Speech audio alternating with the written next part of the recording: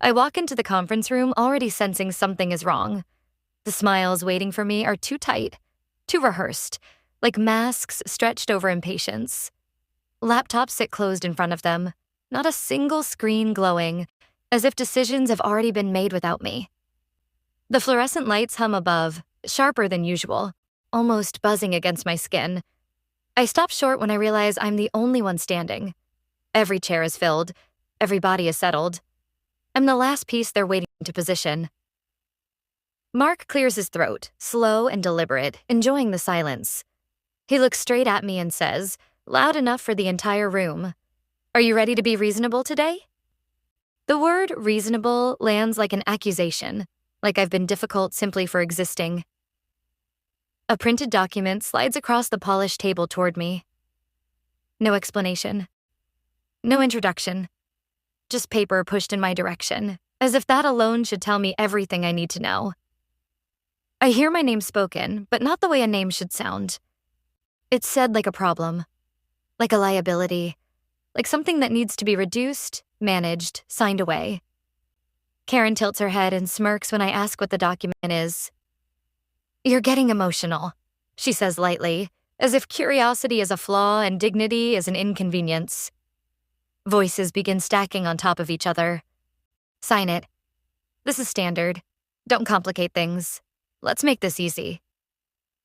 The words blur together, a wall of sound meant to rush me, to drown out my instincts. Someone laughs and adds almost playfully that at my age I should be grateful for any offer at all. The comment hangs in the air, ugly and exposed, but no one challenges it. My face burns when they start referencing private family matters, things I never agreed to discuss, details dragged into the open like leverage. I feel stripped without being touched. When I hesitate, when I don't immediately reach for the pen, the room responds with soft laughter. Not loud enough to be obvious, just enough to signal that my silence is weakness to them. I glance down and notice my hands shaking. I curl my fingers under the table, pressing them into my palms until they still. I refuse to give them that satisfaction. They keep calling it an offer, a favor, an act of generosity. Every sentence is wrapped in kindness while carving away my dignity piece by piece. That's when it hits me. This isn't a misunderstanding. This is a performance, carefully staged, every seat filled, every word chosen, every pause calculated to break me in front of witnesses. Mark leans back in his chair, folds his arms, and delivers the line he's been saving. "You don't really have a choice." His voice is calm, confident, final. I look around the table at the averted eyes and satisfied expressions, and I understand the truth all at once. They aren't negotiating. They're waiting for me to fold. Right here. In public. I remember the years I spent building everything they now want me to surrender. Brick by brick, decision by decision, always putting the future ahead of my own comfort. I gave my best hours, my sharpest thinking, my quiet endurance, believing it all meant something. I recall staying late long after the parking lot emptied, lights still on while others went home to dinner and rest. I told myself loyalty mattered more than recognition. I told myself this was how trust was earned. My mind drifts to the promises they made when I first agreed to help. Words like partnership, security, family, they spoke them easily, confidently, as if words alone could bind us. I think about my late husband, how he used to warn me gently, never harshly.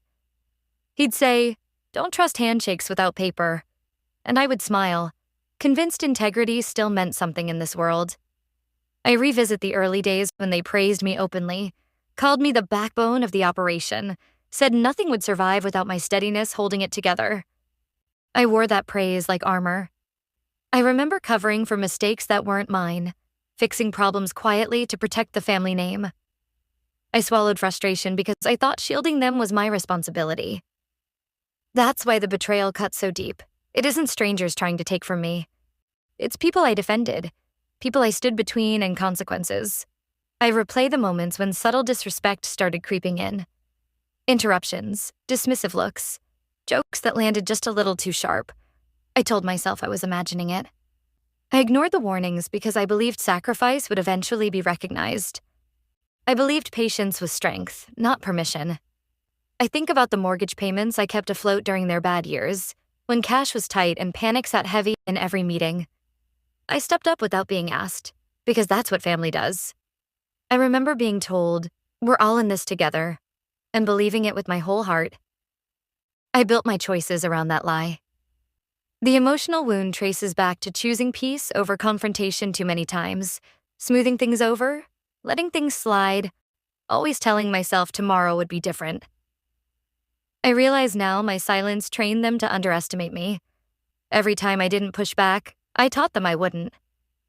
I feel the weight of generational pressure pressing on my shoulders, the expectation to stay agreeable, to keep the peace, to never be the difficult one in the room. Looking back, the past sharpens into focus. It shows me exactly why this moment hurts more than it should, and why it's finally time to stop carrying everyone else at my own expense. I asked for time to review the document, nothing dramatic, nothing unreasonable. The room responds instantly. Shoulders tighten, eyes harden. The air shifts like I've broken an unspoken rule. Karen's voice turns sharp, impatient.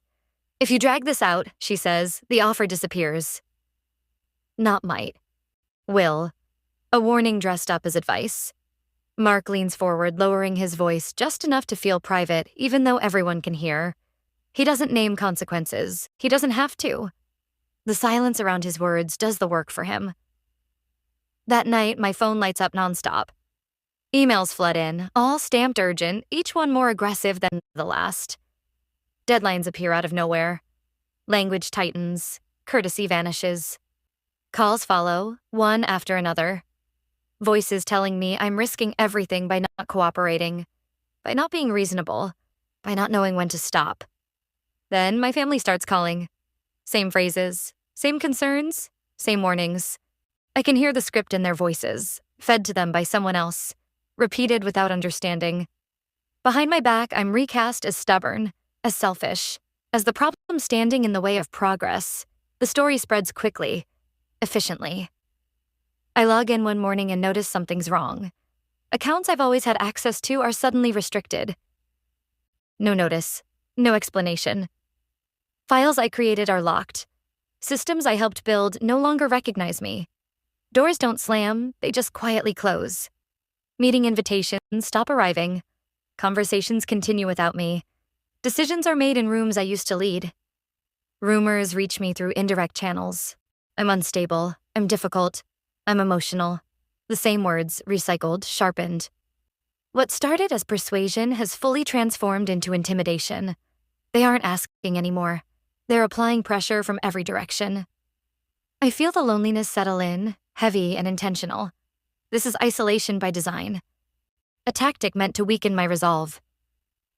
Every move is calculated to make me panic, to make me feel small, to make me sign just to make it stop. But something unexpected happens. Instead of fear, something colder forms inside me. Steadier, clearer. I stop reacting and start watching.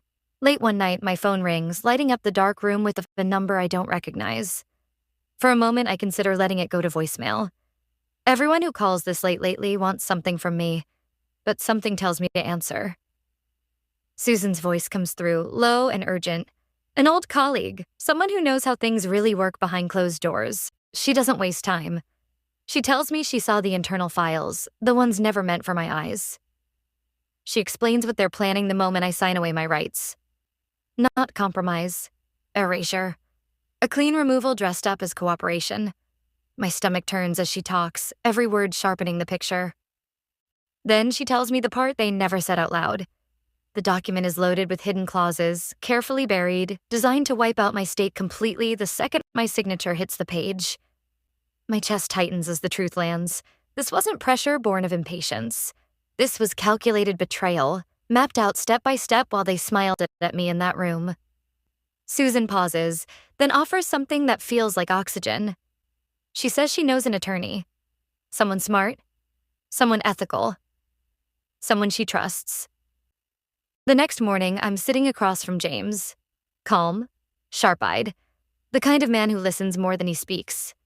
He reviews the documents slowly, methodically, without reacting. Then he looks up and tells me something I wasn't expecting. My position is strong, stronger than theirs, much stronger than they want me to believe. He walks me through the leverage I didn't know I had, clauses that protect me, records that support me, obligations they violated while trying to corner me. For the first time in weeks, I stop feeling small. The weight on my chest shifts. The fear loses its grip. I understand it then. The power shift has already begun. It didn't start with confrontation. It started with information. I make a decision right there. I will not negotiate in private anymore. No closed doors, no whispered threats, no backroom pressure. I agree to let the truth come into the open, where manipulation can't hide behind politeness. I stop responding to their emails. Their calls go unanswered. The threats lose their audience. Instead, I start preparing. Strategically, quietly, with intention. When I walk back into the situation, it's not with panic or doubt, it's with clarity. And fear no longer gets to lead. I request a formal meeting and make one thing clear from the start. Everything will be documented. No side conversations. No off-the-record pressure.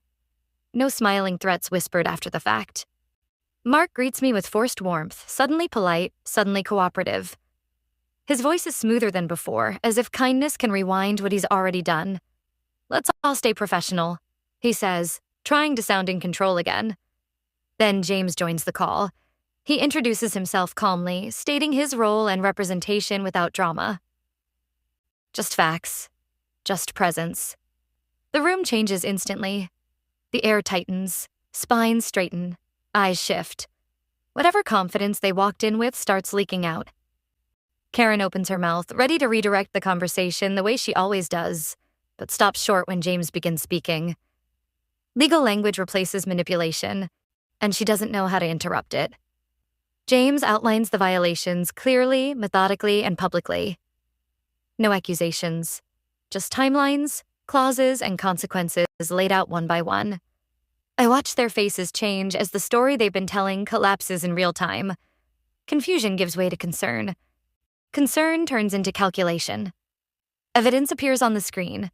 Documents, records, correspondence, each one contradicting their claims. The truth doesn't raise its voice. It just stands there. They try to interrupt. They talk over him. They push back. Every attempt only digs them deeper, exposing more than they intend. When it's my turn, I speak up. My voice is steady, composed.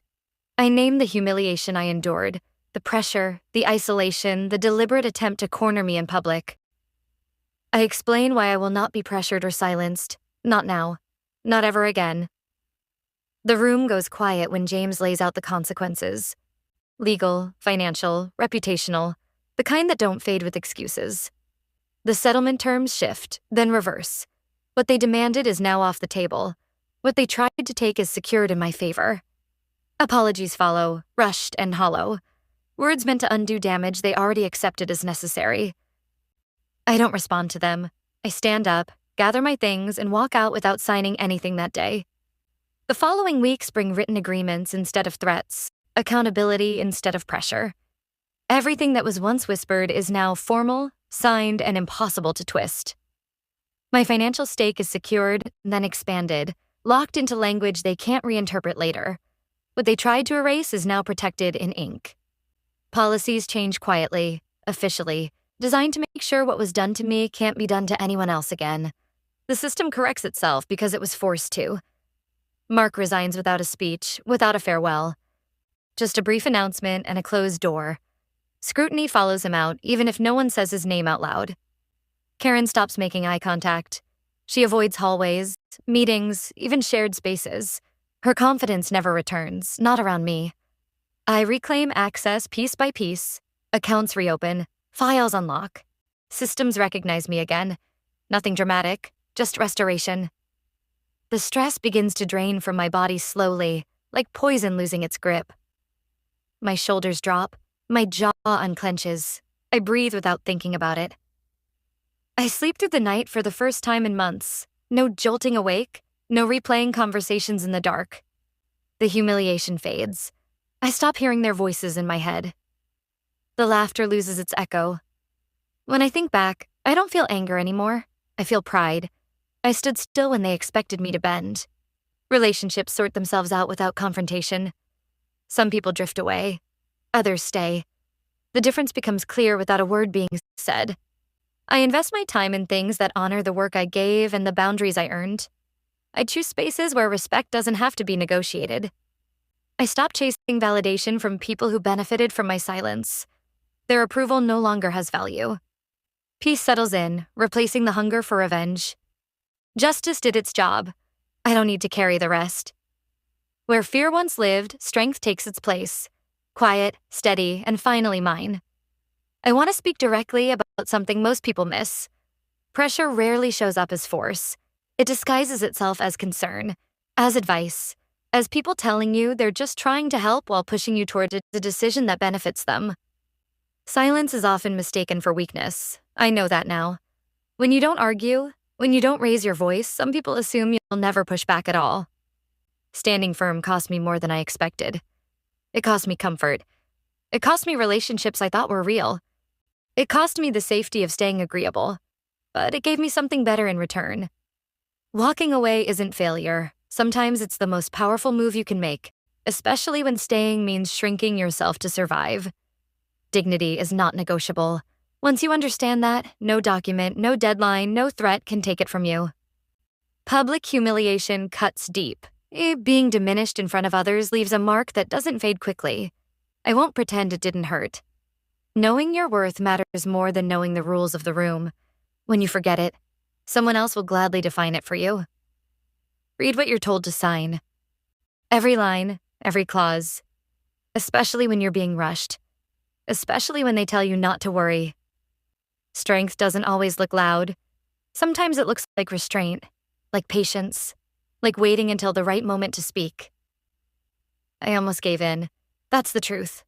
There were moments when signing felt easier than standing alone. I'm grateful for the clarity that betrayal brought me. It stripped away illusions and showed me exactly who I was dealing with. Justice doesn't require cruelty. It requires resolve. It requires truth placed where it can't be ignored. If you're listening to this and you feel overlooked, underestimated, or quietly pushed aside, recognize your own resilience. It's stronger than you think. Share the story with someone who needs to hear it, someone standing at the edge of a decision that feels heavy. I walked away stronger than I walked in, not because I won, but because I chose myself.